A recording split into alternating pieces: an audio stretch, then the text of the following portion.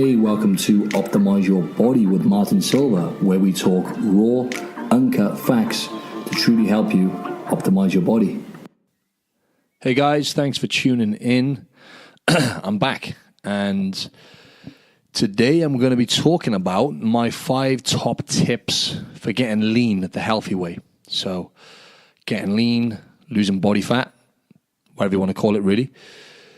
What I wanted to talk about first, folks, was the fact that, excuse me, by the way, I do have a little bit of a cold from the stag do in Malta. It was messy, partying hard, and I've still got a cold almost a week later. Can't do it like I used to. Anyway, what I wanted to talk about first was what people doing it the wrong way.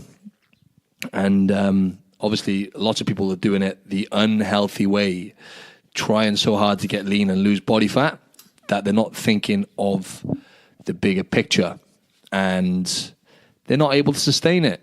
6 out of 7 people will lose a significant amount of weight in their life and put it all back on.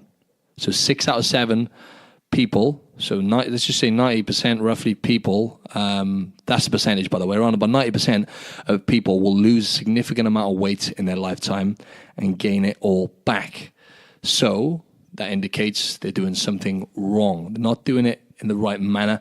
And when I say the healthy way, I kind of mean not doing it the smart way, really, and being patient, because yes, it takes discipline. Yes, it takes consistency to get lean and to maintain that lean physique. However, it also takes patience. And a lot of people want to, if you listen to this, you can probably relate to this. I've been there myself where, you're kind of out of shape and you want to get yourself in shape fast. As humans, we don't want to mess around. We want to do whatever it takes to do it fast and shift it. And then we want to just maintain it. But unfortunately, it is very simple to get lean and lose body fat. But it's not necessarily easy, because you have to make some changes, some lifestyle changes, if you want to maintain, an admirable physique, if you like, for the rest of your life. So it can be done. You just got to be smart about it. Anyway, so lots of people are doing it. Just to give you an example, a lot of people are trying to get in shape, focusing on the calorie deficit thing, right? Now, be wary of people online who preach about you can eat this food. You'll look at their Instagram page, for example, you'll see them bragging about them doing flexible dieting, or whatever you want to call it, where essentially they're preaching about the fact that they can eat pizza and ice cream or whatever and still get in shape. And they still look great, a lot of these people. I'm not going to take that away from them. Unfortunately, though, a lot of these people are giving off the wrong message, right? You need to eat whole foods and eat healthy foods in order to get your body in a healthy state and for you to sustain it for a lifetime. When you're eating the kind of foods they are promoting on a regular basis, pizzas, ice cream, burgers, Pop-Tarts, wherever that is, I know a lot of you are dribbling right now, because so am I. However, you can't sustain it that way. Why? Okay? Now, don't get me wrong, some people will sustain it for a long time, but are they necessarily healthy? Is their gut in a healthy state when they're eating like that? Their microbiome, we all know how complex the gut is, okay? If you're not feeding the gut enough nutrients such as fiber, which come from most of that comes from plant-based foods, fruit and vegetables, you're not necessarily going to have a healthy gut. Also, the mind and the psychology behind this, right? So let me just go back to the whole calorie deficit thing, because I firstly wanted to state, yes, right, to all of the zealots out there, if there's any of you listening to this and they're thinking, oh, well, it is about, yes, it is about being in the calorie deficit, right? The only way you're actually going to lose body fat and get leaner is by putting your body into a state of a negative energy balance, right, where you're actually burning more calories than what you are eating for the most part. That is how you're going to lose body fat. You have to be in a calorie deficit. However, the same goes for if you're putting weight on, obviously, you're in a calorie surplus. If people are slowly gaining body fat, I think the average person in America anyway gains, this is America, by the way, but a lot of countries are not far behind now. And the average person gains about 5 pounds a year, which they can't shift. That's because they're in a calorie surplus. They're eating more calories than what they're burning. They're in a positive energy balance, right? So that being said, right, this doesn't mean, because of the psychology behind food, right, a lot of us eat, I do the same, right? It takes such a high level of awareness, even the level I'm at now, right? I still eat unnecessarily sometimes. I'm not the type of person to eat when I'm anxious or whatever. I have other coping methods to deal with that, such as breathing techniques, meditation, the great outdoors, all that kind of stuff. However, a lot of people do eat when they're anxious. They eat when they're bored. That's one for me as well. Like on the weekends, boredom. I'll eat out of boredom. Like it'll get to a Sunday. Don't get me wrong. I need a lot of calories anyway, right? Fortunately, as I've said before, I've built a lot of muscle mass, which means my body requires a lot of calories. Just to keep that muscle on my body requires a lot of calories, which is why lifting weights is so important. I'll come to that soon. However, when it gets to like a weekend, for example, I'll sometimes just, I'm bored. So I'll eat more than I need to out of boredom sometimes, So basically being aware of these things, eating foods which are highly palatable and which taste good. Don't get me wrong, the social aspect of things as well, going out and having food and all that kind of stuff. A lot of the times we get carried away. But what I'm trying to get at is there's a lot more to food, nutrition, and the psychology and the behaviors behind people eating food, right? If you're eating the foods, going back to the people who promote flexible dieting, or if it fits your macros, it's called, people who promote, look, you can be in this amazing shape, you can be lean, you can look like me, have a great physique, and still eat these foods, okay? The only thing that annoys me is they don't promote the good foods. For a lot of them, some of them do, but you don't see on their page the good foods they're eating, the healthy meal. Their page just seems to be flooded with all the rubbish foods. And it's like telling someone who's really struggling to lose weight and to get lean and to sustain that, because as I said, the odds are stacked against you when it comes to losing body fat and keeping it off. Anyone can lose body fat over a short period of time, but keeping it off for a lifetime and creating healthy habits and all these kind of things take a bit more time. So if you are eating foods which are highly palatable, right, and which are engineered to make you eat the fuck out of them, right? As I've mentioned before, foods like chocolate, biscuits, cakes, but all the crap food, right? And even other foods which are quite subtle, like some protein bars, for example, as we mentioned before, they've got like more chemicals in them than a Mars bar, some of them, right? And they get you hooked as well, because just because they haven't got much sugar in them and they've got protein in them, that does not make them healthy. A lot of them have artificial sweeteners in, which are 500 times sweeter than sugar, not to mention all the other chemicals they add to make it taste good. They might not have calories in, but they still find ways to get you hooked. That being said, if you're eating foods which taste really good and you think you can just, but I'm in a calorie deficit. I've had a pizza, I've had 2 Pop-Tarts, I had a chicken breast and something else, but I was in a calorie deficit. So, my maintenance calories are 2,500 calories. I only ate 2,200, so I'm still going to get leaner. That's the kind of stuff people are promoting. And yes, while some of those people can sustain it, very few people can, most people can't.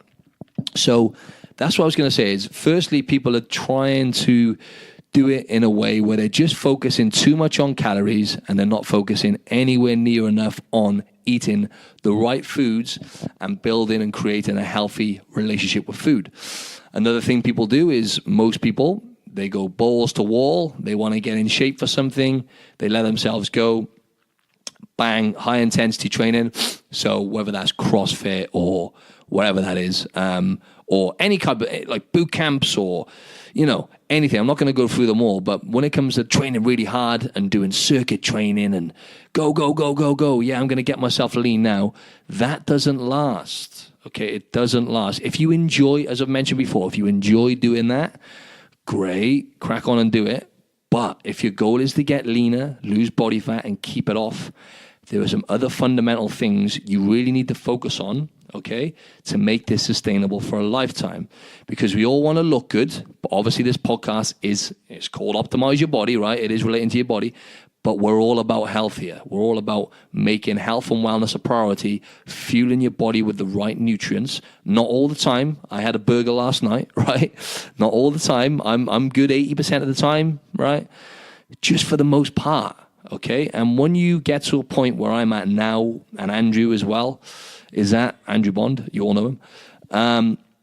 At a point where you're eating intuitively and you're eating based on what your body needs. Like, we know vegetables make us feel good, so we naturally veer towards eating vegetables and some fruits and good quality sources of meat, grass-fed red meat. Even with chicken, for example, we tend to eat, and I always promote to a lot of people now to go for like chicken thighs rather than eating chicken breast, because there's more fats, omega-3 fats, and saturated fats as well, but not necessarily the bad types, the ones that keep you fuller for longer. So you actually get more nutrients out of, fish. It's tough nowadays to get good quality fish, but having wild fish rather than getting just any old salmon, because unless it's got the word wild on it, for the most part, it's farmed fish. So trying to avoid that. That being said, the way it's going now with the oceans being so polluted and all the plastics and whatnot, it's only a matter of time, I think, where wild fish is going to be worse than farmed because of all the crap in the ocean. But for now, obviously go for wild fish, and the types of fish you really want to try and eat are like salmon, mackerel, sardines, the ones with lots of omega-3 fatty acids, amongst other nutrients, which are going to give you, we're going to help your brain function better, fuel your body with lots of nutrients, and also keep you fuller for longer. So they're going to satiate you because it's a good combination of protein and fats. Also eggs. So all these kind of things, right, is what we know our body needs. So eating intuitively is where you want to be eventually. So the wrong way to do it, going balls to wall, high intensity training, cutting back on calories, we've mentioned before, that doesn't last, okay?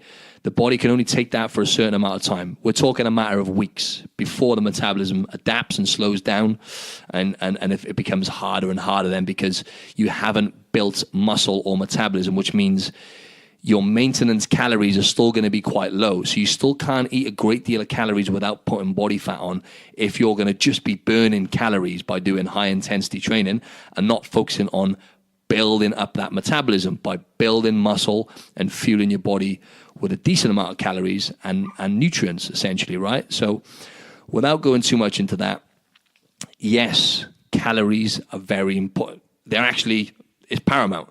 If you want to lose body fat, that is the only way you're going to do it, by being in a calorie deficit.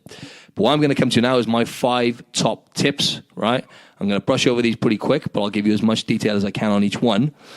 So 5 top tips for getting lean the healthy way. First tip, eat more vegetables. I just mentioned that now, right?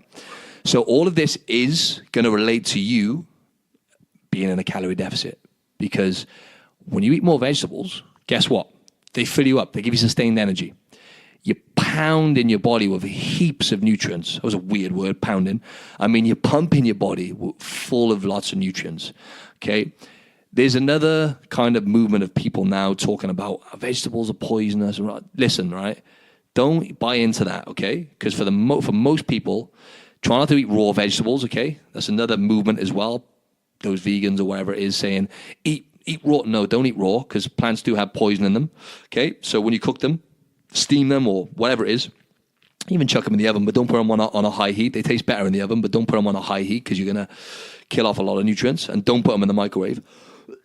Sorry, going off on one a bit there, but you're gonna fuel your body with lots of nutrients for a start, which are very important for health and longevity anyway, right?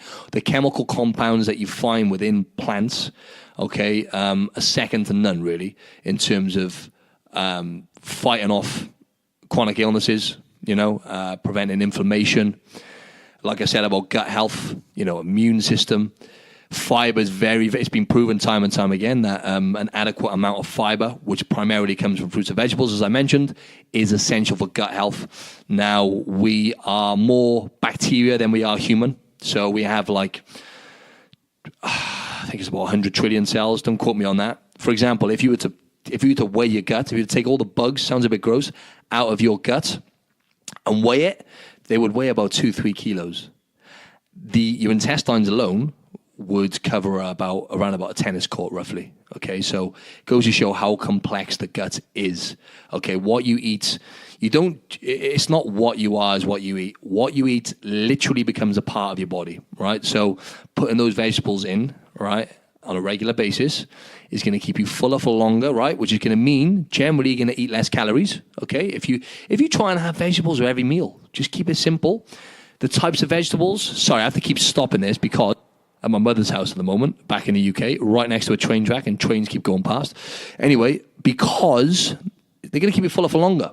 Vegetables, right? They're gonna satiate you. They're gonna give you sustained energy. Fibers slow releasing. Okay, so. And you just feel great. That's why vegetables are my go-to, okay? And when I say vegetables, right, you want to try and get a decent balance of like cruciferous vegetables, okay, like cauliflower, broccoli, kale, spinach, cabbage, those kind of things. And then you want to get a good little balance of the root vegetables then. Carrots, parsnips, beetroots, garlic, onions, all those kind of things, right? I think I'm right there on the root vegetables, don't quote me, but the wider range of plant-based foods you can eat, the better for most people, right? Don't listen to the crowd, the carnivore crowd, the ones who eat just meat saying that vegetables are bad. No, for the most part, they're going to be incredible. And the people who live the longest on this planet and live the healthier lives generally eat a diet which consists of primarily plants. In fact, 80-90% of plant-based foods is what the people, like the blue zones, for example. The blue zones are places where they have a crazy amount of people who live over live over 100 years old, essentially. And there's a few of these zones. There's like Costa Rica. There's Osaka, which is a Japanese island. There's a place in California, I believe. And there's two other places I can't think of off the top of the head where, and these people eat just heaps of vegetables, you know? So obviously there's other factors which come into that, but the studies are showing time and time again, people who eat a wider range of vegetables live longer, healthier lives. And it's going to help you lose body fat, right? Number 2, eat adequate protein. Okay, we've mentioned this before. Again, relating to what I'm talking about, getting leaner and losing body fat, the main thing is with protein, once again, blunts your appetite, right? More so than any other macronutrient, more so than fat and carbohydrates, much more so.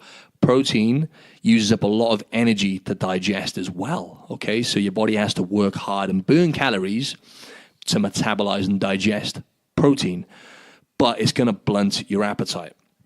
So the sweet spot for the amount of protein you need, okay, around about 1.6 kilo. Okay, I'm going to do kilos and pounds, okay? So in kilos, if you do kilos, right? If you're listening from UK or Australia or wherever, then you need about 1.6 grams per kilo of body weight, right? That's the kind of minimum amount you want. So for me, like I'm 92 kilos, okay? That works out around about 147 grams of protein for me, minimum. And that is generally for overall health. To build muscle, like leading up to my show, I'll be going up to more than that. So I'll be going up to about 2.2 grams of protein per kilo of body weight. So that'll be more like over 200 grams of protein. So let's just say, for example, you're a woman who weighs 60 kilos, right? So let's put this in the calculator now. 60 times 1.6, that is 96 grams of protein. And that's kind of the minimum you want. And if you go up to around about 2.2 grams per pound of body weight. So if you're a 60 kilo woman, okay, 1.6 kilos per pound of body weight. Sorry, 1.6 grams of protein per pound of body weight, minimum of 96 grams of protein, okay? And the top end would be around about 132 grams of protein, right? So basically, it depends on what your goals are, but that's kind of like the minimum, okay? In pounds, if you're American, right, in pounds, I would say to hit a minimum of like 0.7, just say about 0.7 grams of protein per pound of body weight, a minimum, and up to about a gram of protein per pound of body weight. Okay, so don't want to complicate matters too much there. I'm going to come to another point soon, which I'll elaborate a bit more on that. But eating adequate protein also for like hair, nails, muscle mass, organ mass, amino acids found within mainly animal products, the ones I mentioned before. I didn't mention animal offal, actually. A lot of you are going to probably kind of gag when I talk about this, but like lamb livers, chicken livers, like the organs of animals are where most of the nutrients are. So if you can have them once or twice a week, ideal, because you get a big hit of other nutrients as well. But yeah, eating adequate protein for losing body fat is essential. Leading up to my show now, I'm doing a competition in October. I'll be going up higher on the protein. Why is that? I'll be in a calorie deficit. The protein is going to keep me fuller for longer and make it a lot easier, my prep. Also, for me to retain my muscle mass, I'm going to be playing it safe and hitting the top end amount of protein. So I'll be hitting, around about, I'll go to kilos again. I'll be hitting over 200 grams of protein, which is like more towards like the 2.2 grams of protein per pound of body weight. Don't want to complicate too much on that, but I'm going to be having the top end. But if you're listening to this, you can just, as long as you hit that bare minimum of 1.6 grams of protein per pound of body weight, right? Then you're gonna most likely get the minimum amount of protein in. So, eating adequate protein. As I said, animal sources of protein are better. If you're a vegan or a vegetarian, obviously vegetarians, you can still have some dairy. So, I'd recommend getting the eggs in. If you're a vegan, you want like a kind of like a mixture of, you want to get the legumes in. Legumes are a good source of protein. If you can get yourself a good vegan protein supplement, I would recommend that if you because it's very hard to get the right types in. So personally, for the best vegan protein for me is Organifi, which is it's an American one. It's not cheap, but yeah, Organifi do for me, because vegan proteins are hit and miss in terms of how they taste, but their ones taste incredible, and they're really clean, all natural ingredients. But there's a good few out there now, right? Like I said, with the legumes, I'm talking about like beans, chickpeas, all those kind of things, kidney beans, getting a good balance of them. Also, whole grain foods as well. If you're eating like good quality organic oats, those kind of foods. And what other sources of protein would there be? If you can get yourself some organic, if you can get organic like tofu, you got to make sure it's organic, because a lot of soy-based products are genetically modified nowadays. So anyone listening to this, if you have any soya products, I would recommend getting organic, because otherwise they're just not ideal. So yeah, adequate protein is vital, okay? Eat more healthy fats, okay? I am kind of reiterating a lot of the stuff we've talked about in the past. Obviously, we do need to keep going over similar things, because it takes a while to sink in for people, right? So, but this is something we always talk about, is eating more healthy fats. Now, my go-to healthy fats are olive oil. If you can get yourself good quality extra virgin olive oil, and have a look online, because a lot of olive oils out there are bogus and they don't actually contain what they say they contain. A lot of them are actually being proven to be vegetable oils, which are not good for you. Avoid vegetable oils anyway, on that note. Soybean, canola, all those oils, avoid them and stick to olive oil, okay? So that is, I'm just going to go through my go-to healthy fats. Extra virgin olive oil, avocado. I eat avocados most days.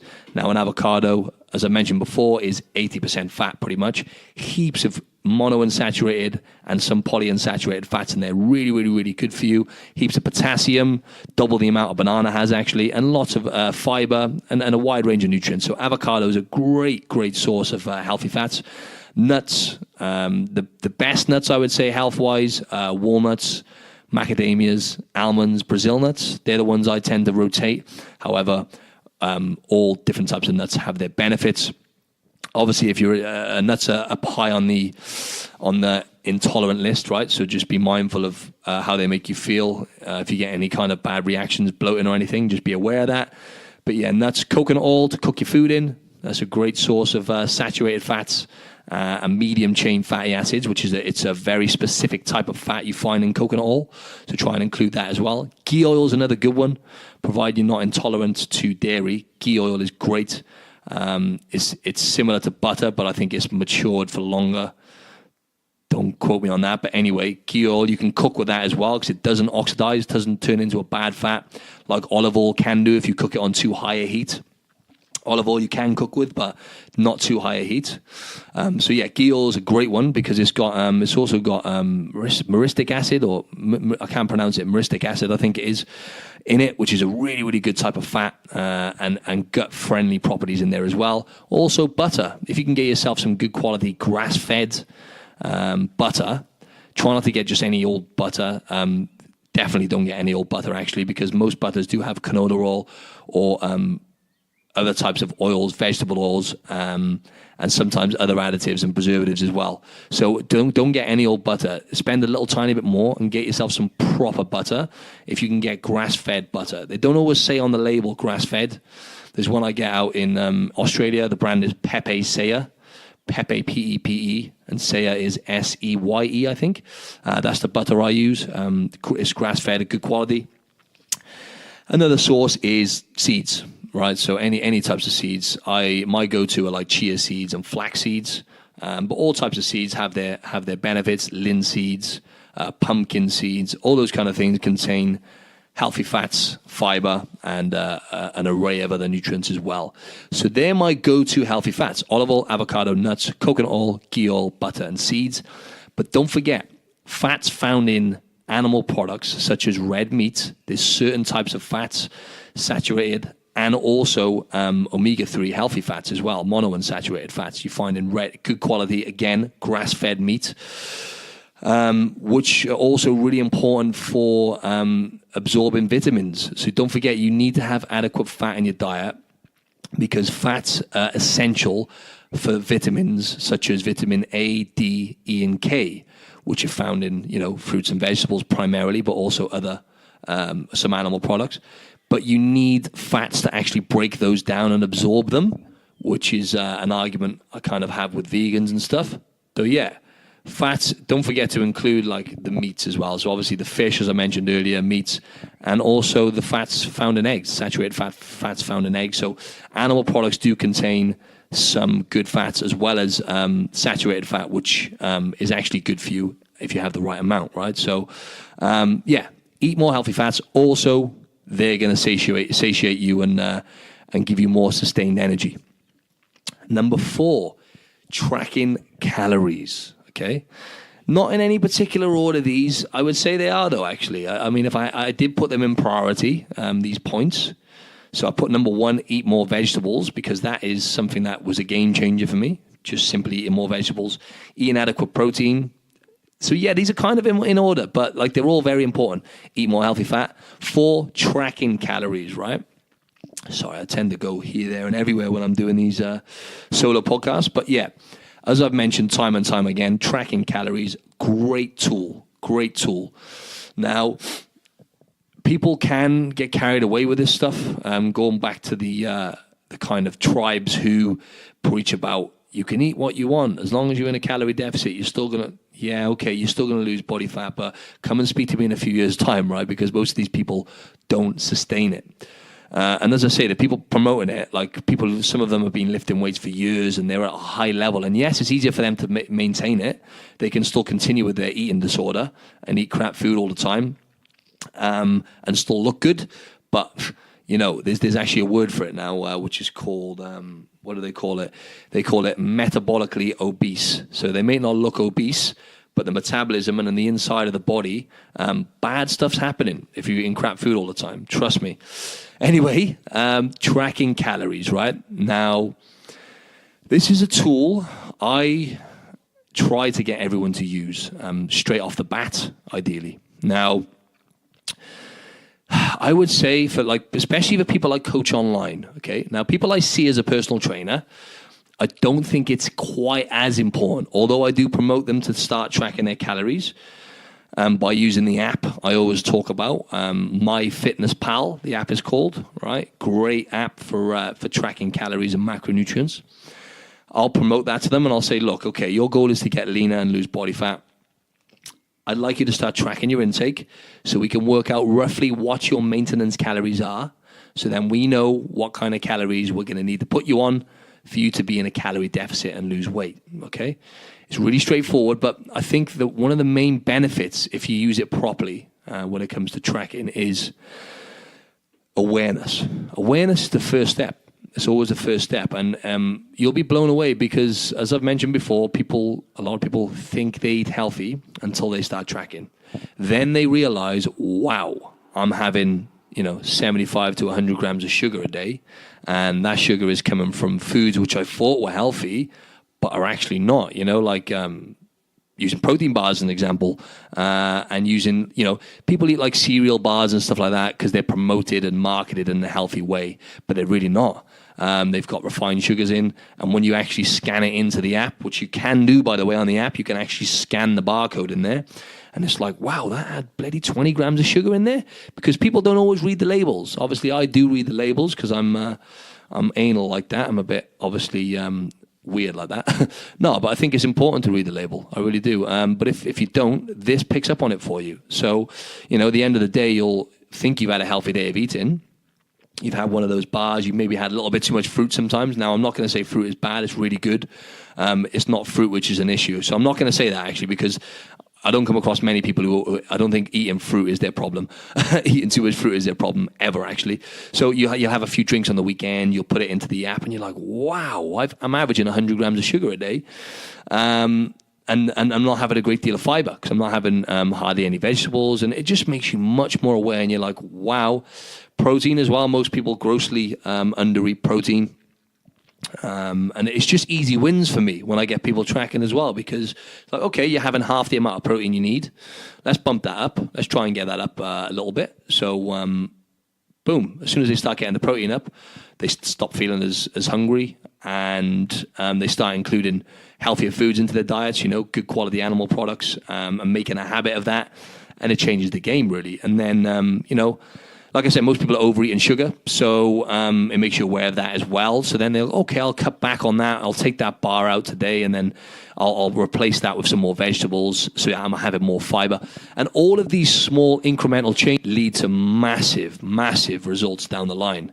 Actually, not even down the line. Like, it happens pretty fast when you're consistent with these small things. So tracking your calories, right, to lose body fat, right, I would say very important. Very important. Now, a lot of you listening to this, some people, it frustrates me a bit because people can't take 5 minutes out of their day to track, not even 5 minutes. I'm sorry, but like, if you are going to make excuses for not tracking, right? Well, I don't like doing it because this, that. It's excuses. It takes you 5 minutes, right? So, sounds a bit harsh, but I haven't got any time for people, especially people I want to coach online. If they're not consistent with the tracking and they've got no interest in tracking, I'm sorry, I can't help you because I have no idea what you're having, what you're consuming, what's going into your body, because we're very good at lying to ourselves. You can slip a few snacks in here and there. Even me, leading up to my show, I'm going to be tracking meticulously because even though the level I'm at now, I can guess the calories I've had at the end of the day, and the macronutrients, and even the fiber. And you know what? I can be pretty damn close with my estimations, but I'm not going to be spot on. And over the space of a month, if I'm doing that leading up to a show, I'm not tracking, over the space of a month, right, I could be thousands and thousands of calories out, which is going to be, pretty, what's the word, significant in terms of the difference in the results I'm going to get. So it's a no-brainer. MyFitnessPal, right, download the app, create some awareness, okay? And that's the first step. And if you want to work out what your maintenance calories are, rather than giving you calculations to use and complicated matters, literally download the app now, weigh yourself in the morning after peeing, track every single day, everything that goes into your mouth, track everything. Not everything that goes into your mouth, but nah, that was terrible. Track everything that goes into your mouth, right, for 2 weeks. And then weigh yourself again after the 2 weeks, see if your weight's changed. A lot of the time, weight doesn't change within that time, right, that much. If it's a pound or two either way, right, water and fluid can kind of manipulate that. But generally, that is going to be a maintenance calorie. So you need to look at the calories you've averaged. Sorry, what I would say as well is the next point I'm coming to is to track your steps as well. I always say this, again, I'm alluding to points I've already mentioned time and time again, but getting a wrist device, a wrist piece like a Fitbit or something, to track your steps. They're only quite cheap nowadays to track your movement. So if you want to work out what your maintenance calories are, weigh yourself in the morning after peeing. Track your steps. You can use a phone. If you keep your phone on, you can also track your steps that way. But I'd recommend getting a wrist device. So track your steps, track your calories every day as well. You can check your weekly average on these things. So when you get to the end of the 2 weeks, have a look at what you've averaged for that week. Have a look at the calories. You can look on MyFitnessPal. You can change the view from day view to week view. It's easy. And you can see what you've averaged for the week. You can do the same with the if you've got the app. If you get a Fitbit wrist device for tracking steps, you can do that on the app as well. You can see what you've averaged for the week steps wise, and then at the end of the week, the end of the 2 weeks, you'll weigh yourself. If you're around about the same weight, congratulations, you've worked out roughly what your maintenance calories are. Let's just say you've averaged 2,000 calories and your weight hasn't changed much, then give or take, your maintenance calories are there at about 2,000. So what you could do then, your goal is to get leaner, then you'd have to come down. Let's just say your maintenance calories are around about 2,000. Come down to about maybe 1,700 to play it safe for a few weeks, and do that for like maybe 3 weeks, and then see how you feel. Like, you know, you'll most likely lose body fat then. It is pretty simple, but obviously online coaching I do, which is I'd recommend. Obviously, I'm not just trying to sell you stuff. Do it yourself. You can do it yourself, and a lot of people do get results. But if you're struggling to get results and you want help online, happy to help you. I've got a few slots available. So if you do want me to coach you online, obviously I include the training as well. So I do the full package where I help you with the nutrition and the training. So I'm happy to help you with that. But anyway, yeah. Point 4: tracking calorie intake. Get the app MyFitnessPal. Make a start. Number 5, I just skimmed over this then anyway, track your movement. Get yourself a Fitbit or keep your phone on you. You can use the health app now as well. There's a health app built into iPhones. It's the little heart app. Let me just try and find it now somewhere. It's like a heart. I'm just trying to find it on my phone now. Yeah, anyway, it's like a heart app which should be built into your phone. Sorry, health. I've got it now. It's the health app. It's just got like a heart on it. And that tracks your steps anyway. So if you keep your phone on you, have to keep it on you all the time though, see? So in order for it to be really accurate, I would recommend just getting a wrist piece. They're only cheap anyway. So track your movement, because this is just going aside from everything else now. This is a point within itself, right? Tracking your movement's a game changer, because especially if you're sedentary and you have an office job, you know, the average person does around about not even 4, I think it's 4,000 steps a day. I think the average person does 4,000 steps a day, which is, let's just say, for argument's sake, that's about half hour of movement. I might have got that wrong. It's going to vary from person to person. Let's just say you're walking all in all for about half hour. If you were to double that and just add on an extra 20-minute walk, or, you know, bring in habits like, instead of taking the lift at work, getting the stairs, you know, instead of parking right next to somewhere you go in, park 10 minutes away and walk. All these little tiny ways you can build your steps up, right? So I would say for the average person to average at least 8,000 steps, but it just makes you much more aware. And like on days where you're kind of on the weekend where you chill out and you don't do much, and you realize, oh wow, I did like under 1,000 steps a day. I barely left the couch. On those days, it makes you think, oh, do you know what? I'll go out and do a walk for half hour. And the compound effect of it is it's groundbreaking when you increase your movement, because let's just say you go from doing 4,000 steps in a day to 8,000, double the steps. Again, for argument's sake, I'm going to throw random arbitrary numbers out there. You burn an extra 250 calories, okay, a day, right, from doing that amount of steps. At the end of the week, here's where the maths comes in now. That's 1,750 calories extra you're burning over the space of a week, right? That's bloody astronomical. At the end of the month, 8,000 calories extra you're burning, right? You're going to lose body fat without even changing anything with your food. You know what I mean? So it's always going back to basics, right? Focus on the fundamentals. To lose body fat and keep it off, you have to make these changes. You have to make health a priority, okay? To get that body looking good, you need to perform well, okay? In order to perform well in the gym and in life in general, you have to fuel your brain with the right nutrients. You know, what you put in your body will dictate your life in a sense, because it changes the way you think and feel, what you put into your body. You know what it's like. You go out and drink alcohol. Like I went to Malta, 4 nights drinking. Bloody hell. When I got back, I was depressed for a day or two. It took me half the week to get over it. You know, what you put into your body changes the way you think and feel.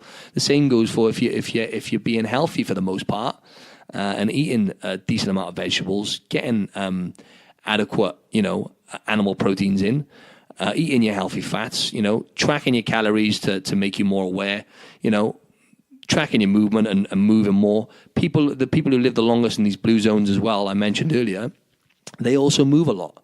But they don't do anything crazy. They don't do any high-intensity training, which is actually a stress on the body.